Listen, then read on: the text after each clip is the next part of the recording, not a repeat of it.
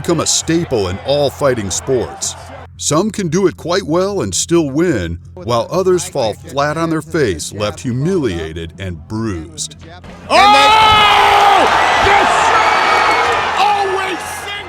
There's an old phrase that says those who are willing to run their mouth should be willing to back it up.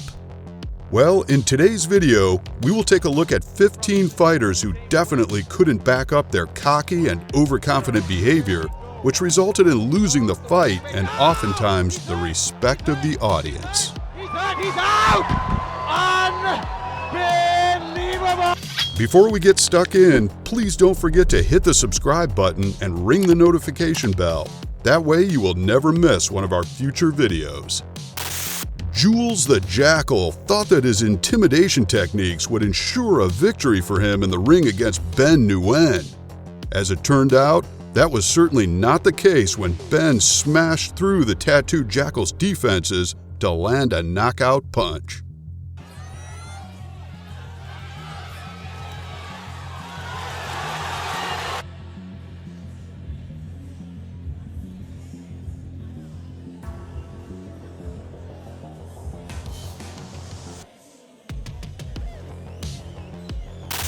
When Jason Solomon entered the ring to fight Amitesh Chaubey, he came in with a bad attitude, even pushing his face into his opponents.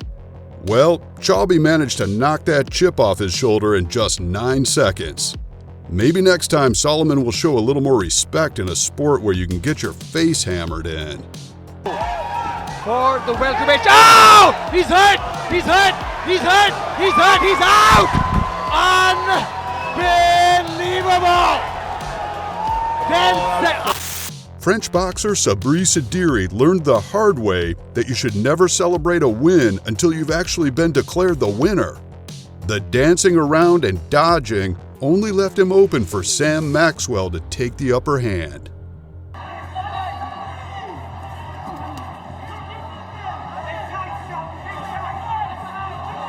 Maxwell looking a little bit groggy and a face which tells a story. Oh, great shot! Left hand, right hand from Maxwell. Well, where did that come from?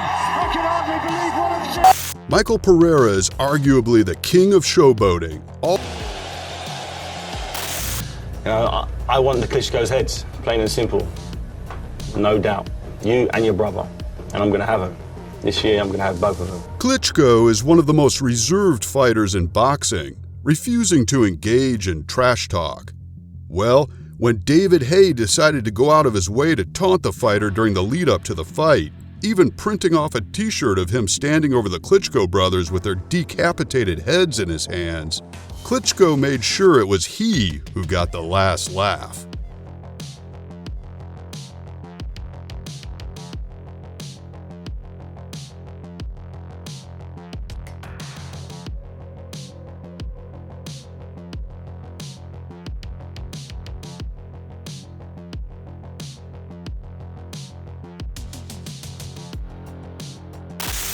Throughout this fight between Joe Harding and Johan Sega, Harding doesn't seem to be taking things too seriously, something that became his downfall when Sega used the opening to deliver a knockout kick.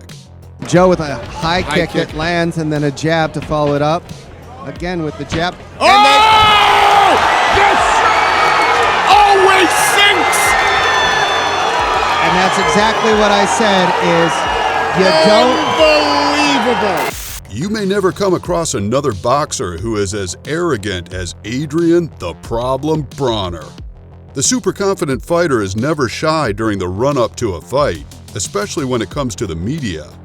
In 2013, however, an undefeated Bronner met his match when he ran into Argentinian Marcos El Chino Maidana.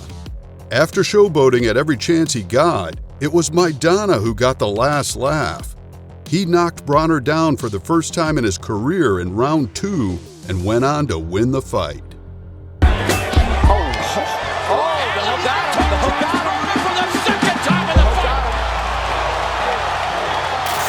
Giovanni Andrade's bizarre dance-style movements might have kept the audience and announcers smiling, but it's clear Guillermo Rigondeaux didn't find the funny side to it. After falling down without getting hit and joking around, Andrade found himself on his knees again, only this time it was because of a body shot that stopped him from going on. Now you can see Rigondeaux has not learned how to do that too much. It's Tough right body there. shot, and now Andrade opts to go down, and now he's wincing in pain. He does get up. Didn't seem like it was a particularly vicious shot, but who are we to say? He's shaking his head, he's quitting. And it's it, that's it. He's quitting. Unfortunate. This fighter doesn't know when to stop. After being knocked down a number of times, he tries to taunt his opponent by saying he had only been boxing for 3 weeks. Of course, that made knocking him down a few more times a pleasure. So what, you've been boxing 3 weeks?